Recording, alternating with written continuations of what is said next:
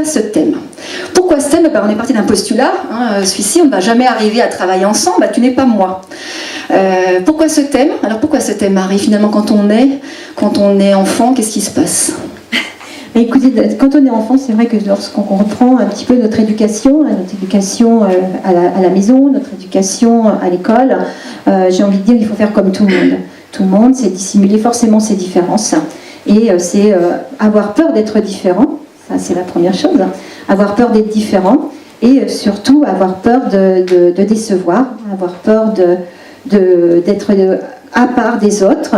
Et je pense que là, dans ce cas-là, on est dans un manque de confiance par rapport à soi, mais je pense qu'on a aussi ce manque de confiance des autres avant tout, parce qu'on va chercher la confiance des autres pour se rassurer soi-même. Tu veux dire que du coup, très tôt, on n'arrive pas à voir automatiquement que les différences peuvent être un point d'appui, un espace ressource, un espace de questionnement et de développement, mais qu'au contraire, on les craint, parce que déjà, on n'accepte pas ses propres différences par rapport aux autres. Oui, les témoignages tout à l'heure le conforteront parce que on ne s'accepte pas, c'est-à-dire qu'à un moment donné, on veut rentrer dans le moule parce qu'on veut être aimé, on veut faire plaisir, on veut participer, on veut être dans le groupe, on ne veut pas être exclu de l'équipe. Et à partir de là, on va tout faire pour, mais sans se protéger en tout cas, et sans prendre soin de soi-même, et sans être authentique. Parce qu'en fait, qu'est-ce qui se passe quand on regarde l'autre? Qu'est-ce qu'on cherche automatiquement? On cherche ce qui nous rassure, ce qui est confortable. Et puis qu'est-ce qu'on craint en regardant l'autre? Souvent c'est son effet miroir qui sont ses propres peurs. Donc voilà, c'est tout le thème de ce soir, parce que nous sommes au XXIe siècle, et au XXIe siècle on est dans une dynamique de rapidité, d'agilité, de flexibilité, d'adaptation constante, et que de rester entre soi, on va dire oui, en tournant en rond dans son cocon, il y a un risque. Et c'est bien le thème de ce soir, des témoignages. Alors on n'est pas là pour vous donner des recettes magiques ou en tout cas être donneuse de leçons, absolument pas. On a absolument tenu à que ce soit des témoignages de gens en chair et en os, bien réels. Ça leur appartient, c'est leur histoire. C'est pour ça qu'au niveau de la logistique de ce temps ensemble, on a vraiment, ça s'appelle vraiment conférence-débat parce que ce sera des mini-conférences de 10-15 minutes. Après chaque intervenant, il y aura un espace de questions assez court pour pouvoir enchaîner. Vous avez des papiers et des crayons tout au long de ce temps ensemble. Vous pouvez écrire vos propres questions. En fin de mini-conférence, on les ramassera et j'en tirerai au hasard, sachant qu'après, surtout restez, il y a un magnifique cocktail dînatoire que le chef nous a préparé ici à la coupole pour continuer les échanges et surtout apprendre de ce que peut-être certaines inspirations. On est là pour la métaphore du jardinier, planter des graines. En aucun cas on peut vous forcer à arroser et à les faire grandir. Donc en co-responsabilité, en échange et en bienveillance. C'est parti? Tout à fait. Et bien Marie, je te laisse te rasseoir. Je vais accueillir notre premier orateur. Encore une fois, merci Patrick Forveil. Bonsoir. Patrick est notre premier invité qui est un industriel local, parce que là aussi on a voulu jouer la carte locale. Toutes les personnes sont joignables, sont dans le coin, donc elles prennent de grands risques ce soir en venant s'exposer ici. Donc Patrick, je te laisse te présenter puis nous dire en quoi justement ta présence est en lien avec le thème, qui je le rappelle quand même, et si j'osais m'inspirer des différences, qu'elles soient de genre, d'âge ou de culture. Alors Patrick, qui es-tu? Alors tout d'abord, je voulais vous remercier de m'avoir convié à cette soirée. Donc, je vais essayer d'évoquer un petit peu à travers mes expériences en quoi la différence peut m'interpeller et en quoi je peux modestement témoigner et échanger avec vous sur le sujet. Donc on va commencer peut-être brièvement à brosser mon parcours professionnel essentiellement. Qui est fait de contrats. Donc la première ligne, c'est un premier contrat. Donc vous voyez, j'ai passé 25 ans dans le Grand Ouest et puis au bout de 25 ans, j'ai pris ma valise et je suis venu en Haute-Savoie. Donc j'ai passé 25 années d'un côté, 25 années de l'autre. Donc ça, c'est déjà une première différence. Les Hauts-Savoyards, au bout de 20 ans, sont accueillants, je vous confirme. Il faut persévérer. Au bout de 20 ans, ils deviennent accueillants. Donc c'est quelque chose déjà de de notoire et auquel il faut s'adapter. Ensuite, j'ai fait des études assez longues. J'ai fait 6 années d'études scientifiques et donc le premier jour de ma carrière professionnelle, j'ai démarré par du non scientifique et je ne suis jamais retourné dans le scientifique. Ça, c'est un deuxième sujet. Je pense que je ne devais pas être fait pour le scientifique, mais j'ai fait ça parce que ça faisait très plaisir à papa. Voilà. J'ai commencé ma carrière dans un groupe fromager local qui fait du fromage avec des trous. J'y ai passé, voilà, la société éponyme de son fondateur. Voilà, je pense que normalement tout le monde aura deviné. J'y ai passé 11 premières années dans une entreprise familiale, industrielle, qui voulait faire des beaux produits. Et puis au bout de 11 années, est arrivé, il y avait un problème de succession, donc est arrivé un financier. Donc j'ai quelques petites anecdotes, donc je vais pouvoir commencer à donner mes anecdotes. Donc arrivé d'un actionnariat financier, donc avec un administrateur délégué de la holding de Monsieur Frère en l'occurrence, qui nous a tous réunis à Aix-les-Bains, donc 120 personnes, tous les cadres de l'entreprise. Donc on faisait des réunions annuelles et à ces réunions on parlait des vaches, on parlait des fromages, des jolis trous, etc., etc. Et il est arrivé, il a pris la parole tout de suite et il nous a dit, ben voilà, moi je suis là, je vous explique, il va falloir que vous fassiez 10% de return on investment, avec un bel anglais, une entreprise très française. Donc ça a été un peu un choc, il y a eu un peu d'incrédulité, on va dire, dans le public, et puis il n'en a pas démordu, hein, de vouloir obtenir ces 10%, et les vaches, ils s'en foutaient un petit peu. Et donc là, c'était la deuxième anecdote. Moi, j'étais jeune entrant au comité de direction à l'époque, et j'étais le 14e entrant au comité de direction, et 3 années après, sur les 14, on n'était plus que 3. D'accord. Donc l'adaptation et la différence de culture, on va dire qu'ils l'ont géré à leur façon. Bon, voilà, c'est un constat. Cela étant, ça m'a quand même interpellé et j'ai voulu comprendre, parce que j'ai rien compris à son discours de ces 10% de recul, parce que je ne savais pas ce que c'était. Et donc je me suis dit, bah, il faut quand même que je sache, et je suis retourné à l'école. D'où l'exécutive MBA de l'EM Lyon, où j'ai appris ce que ça voulait dire, hein, le Return on Capital Employed. J'ai fait des belles rencontres, c'est ça qu'il faut que je dise, Stéphane. J'ai rencontré des gens très intéressants pendant cette formation.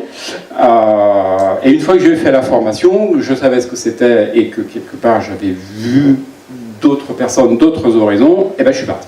Ben voilà. Voilà, parce que je savais que c'était pas possible d'y arriver. T'es inspiré par quoi après? Bah, j'ai été inspiré, en fait, après les circonstances et les opportunités font que je suis arrivé dans une entreprise japonaise qui est également établie dans la région, au bord du péage à Donzier-Lacaille, voilà. Tous devinés aussi. Vous aurez tous On peut dire deviné, le nom quand même. qui s'appelle Pilote, voilà, qui est une société japonaise, 100% japonaise, et c'était très différent. Ah bon? Voilà. Alors, Véran, je te remercie. Alors, on s'est vu avec Véran avant pour préparer donc l'interview. Qu'est-ce qu'on va dire, qu'est-ce qu'on va pas dire. Alors, Patrick, voilà. Et puis Véran, elle m'a dit, voilà, première question, premier sujet, on pourrait parler des différences. Qu'est-ce que t'en penses, Patrick? Puis elle me l'a écrit. Est-ce que tu pourrais parler de la différence entre une entreprise très masculine comme Entremont et une entreprise plus féminine comme Pilote? Oui, ça me semblait logique. C'est sympa comme question, non? Alors, la différence entre une entreprise très masculine et une entreprise féminine. Eh ben, c'est pas pareil. Voilà. Donc, j'y reviendrai après. Si vous voulez me poser la question, je vous répondrai. Et je vous confirme que c'est différent à tout point de vue, dans l'approche, dans le management. Parce que manager et avoir des collègues qui sont féminins, alors qu'avant c'était quasi exclusivement des hommes, milieu agricole, voilà, c'est différent. D'accord. Mais tu n'as pas l'air malheureux. Mais je suis totalement épanoui dans un environnement féminin. Venons sur la culture japonaise. Pour toi, c'est quoi la principale différence qui est tellement drastique que ça implique un fonctionnement différent? Une seule, ça va être compliqué. Hein. On est différents. On est très différents. Cela étant, il y a à apprendre chez eux. Eux vont apprendre aussi de chez nous, j'espère. Les différences. Le Japon, la culture japonaise, ils n'ont pas la même ordre de priorité que nous. Au Japon, en 1, ils vont mettre la patrie. En 2, ils vont mettre l'entreprise. En 3, ils vont mettre la famille. Et en 4, ils vont se mettre eux. Mais ils ne vont pas se mettre eux. Parce qu'en fait, le Japon est un pays où le collectif prime sur l'individu. Voilà. Donc, par rapport à notre culture européenne, latine, française, où l'individu et l'individualisme est quand même une valeur certaine, c'est différent. Tu veux dire que même dans les contrats de travail, même ça va jusque-là dans le... Il n'y a pas de contrat de travail. Au Japon, il n'y a pas de contrat de travail. C'est-à-dire que un Japonais qui rentre dans une entreprise, c'est un contrat de confiance, il n'y a pas de contrat de travail. Voilà. Donc en retour, c'est l'engagement d'entreprise, c'est quoi? Alors en retour, l'entreprise s'engage quasiment à vous faire un contrat à vie. Voilà. Par contre, il y a des contreparties. Voilà. C'est-à-dire qu'il n'y a pas de contrat de travail, c'est quasiment un contrat à vie. Par contre, on peut vous faire naviguer dans l'entreprise un peu au bon gré, on va dire, des dirigeants et des besoins. Et du coup, la relation est un petit peu différente de la relation qu'on peut avoir, nous, dans les entreprises. Alors, du coup, comment concrètement ça se passe chez Pilote, à Lonzier-Lacaille, dans une culture japonaise avec beaucoup de femmes? Alors, on a vécu 2 époques chez Pilote. On a eu une première époque avec un PDG français qui avait monté Pilote en Europe pendant 20 ans. Et il est parti à la retraite et depuis 1 an, on a un PDG japonais. Du Japon, un vrai. Du Japon, un vrai, je confirme, un vrai, cheveux très brun, pas très grand, et qui a 60 ans et qui est un vrai japonais. Okay. Voilà. Et donc, au quotidien, on travaille avec lui. Et c'est différent. Voilà. Donc, c'est différent sur plein d'aspects. Le Japon, Stéphane en reparlera un petit peu, ils sont beaucoup dans l'harmonie, ils sont beaucoup dans le consensus. C'est pas un vain mot, le consensus. Dans nos cultures, on est quand même dans des cultures avec le chef et le chef, ça vaut aussi pour l'État, et le chef, il est là parce qu'il sait tout, parce qu'il comprend tout, et que donc il peut décider en tout et pour tout. Pas les Japonais. Voilà, pas les Japonais. Okay. Donc ça, c'est une vraie différence à intégrer au quotidien, et puis ils n'ont pas les mêmes horizons que nous. Voilà.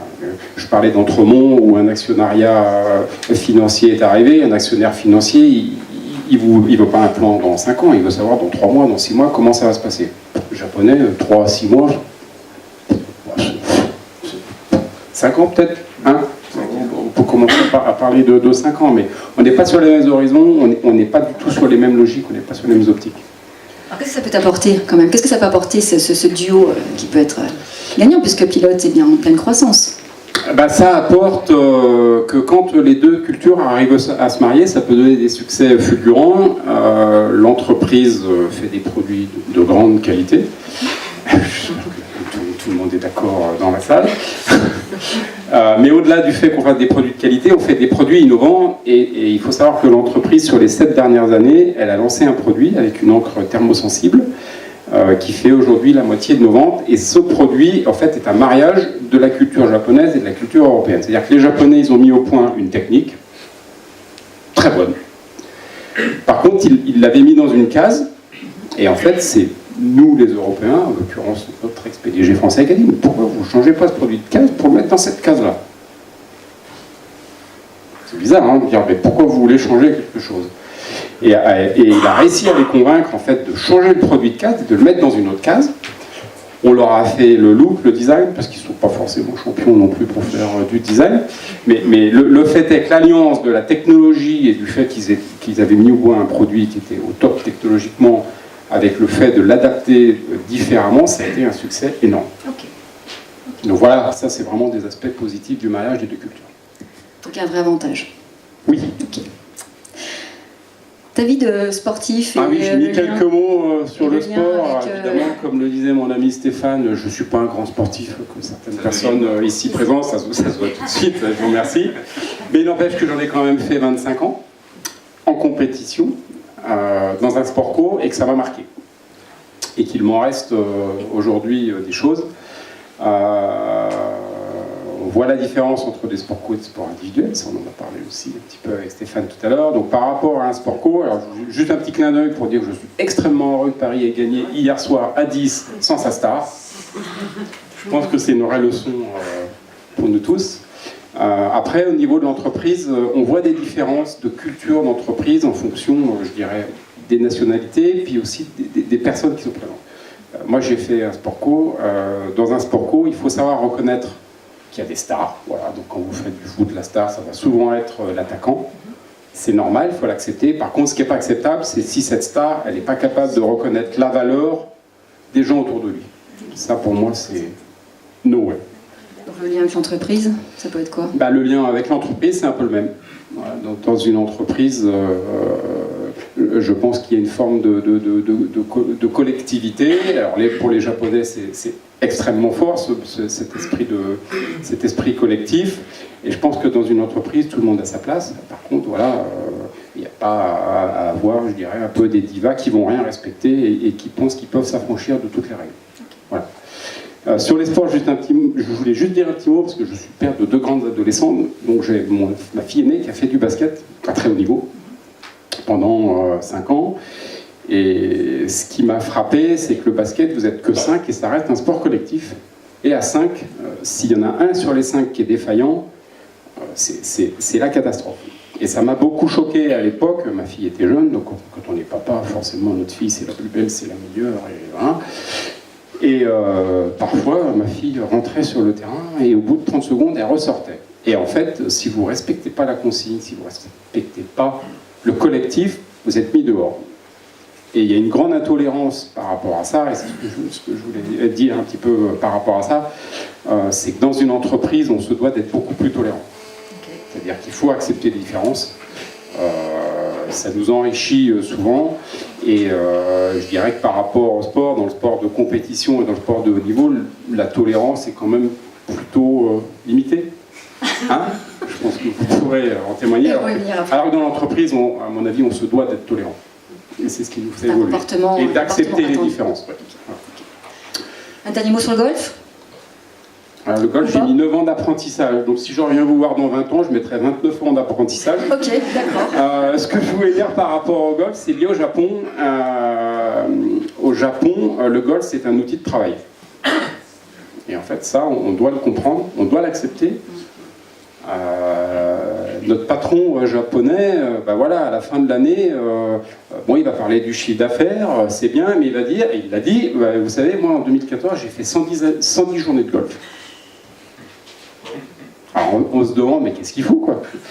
Mais en fait, non, ça fait partie du travail. Donc il va aller au golf avec les clients, il va aller au golf avec ses collaborateurs, il va aller au golf avec peut-être des fournisseurs, mais chez eux, ça fait partie de leur travail. Et quelque part, c'est une différence par rapport à nous. On ne peut pas dire que ce soit forcément beaucoup dans nos cultures, mais il faut l'accepter, c'est une réalité. Alors ça ne veut pas dire que quand on accède à un niveau dans l'entreprise, il faut demander un DIF, non, c'est ça, ou demander une formation pour s'améliorer au golf, parce qu'ils sont capables d'accepter si on n'est pas très bon. Par contre, il faut accepter de jouer au golf. Voilà. Merci Patrick. Alors justement, question, réaction par rapport à ce parcours, et géographique, et professionnel, et comportemental, et même sportif. S'il vous plaît. Alors oui, on a... Oh, mais ça va aller. C'est pour une... Merci. Bonjour, Jean-Luc Aleni, assureur de surpoids. Votre assureur de surpoids. J'ai fait, moi, qu'un bref passage au Japon et j'étais fou de littérature, Mishima, Tanizaki, ça a toujours été tous les arts donc, japonais. Et il y a une chose qui m'a surprise et que j'ai appris donc, au Japon, qu'on m'a dit, c'est le comportement dans l'entreprise face à l'échec du japonais par rapport à nous, par rapport à l'italien. Et là-dessus, je pense que c'est une différence significative qui est pour eux, qui est très douloureuse en tout cas de ce que j'en comprends. Donc je ne sais pas, pourriez-vous nous en dire quelques mots ou pas? Alors, je peux t'aider. Tu pourras mettre. L'échec, d'abord, c'est pas forcément quelque chose qu'on appréhende beaucoup chez eux, l'échec. Alors, nous, on n'a pas énormément de Japonais chez nous. L'échec chez eux, on le voit très peu. Il y en a peu. Alors, vous avez raison, je ne l'avais pas dit. L'aversion au risque au Japon est un facteur énorme. C'est-à-dire que nous, latins, français, italiens, on sait prendre des risques. On dit, j'y vais. Si je me trompe, c'est pas grave. Je vais recommencer. À japonais, ils sont pas du tout dans cet esprit-là. Stéphane, je sais pas si tu peux. Oui, c'est exactement ce que je veux dire. En fait, dans l'approche du business japonais, je peux me lever si je suis vraiment très grand, mais il y a en fait une planification à l'extrême. Donc tout projet donne lieu à une planification très longue. Et pour nous, Européens, ça en devient énervant, parce qu'on a besoin d'être dans l'action très vite. Et par rapport à une problématique ou une stratégie, on va vouloir se mettre dans l'action tout de suite, éventuellement se rendre compte qu'on fait fausse route, et donc revenir en arrière, choisir un autre plan, y aller, mais on restera dans l'action. Le japonais, lui, passe tellement de temps à planifier qu'il ne peut pas se tromper. Et quelque part, il va pousser en théorie toutes les solutions possibles qui pourraient répondre à sa problématique, mais les pousser vraiment très loin. Et ensuite, comme c'est le consensus qui va émerger pour sélectionner la solution, ça engage le groupe, donc on ne peut pas se tromper. Mais quand il y a échec IA, ça remet en cause fondamentalement le groupe dans son ensemble. Alors que dans nos cultures, finalement, on va essayer d'émerger sur une solution qui vient du groupe, mais parfois, il y a quand même un individu qui est en général le patron, qui, sur son leadership, va prendre la décision d'aller dans une direction. Et donc, c'est sur lui que ça va retomber l'erreur, et c'est pour ça aussi qu'il y a une agilité un petit peu meilleure dans la partie occidentale. Donc le risque, oui, enfin l'échec est malvenu. Voilà, on parle de la Rakiri, etc. dans l'histoire, hein, mais aussi parce qu'il y a tellement d'énergie déployée avant de se lancer que ça ne peut pas être acceptable de se tromper. Merci. Tu veux conclure en 2 mots sur le golf?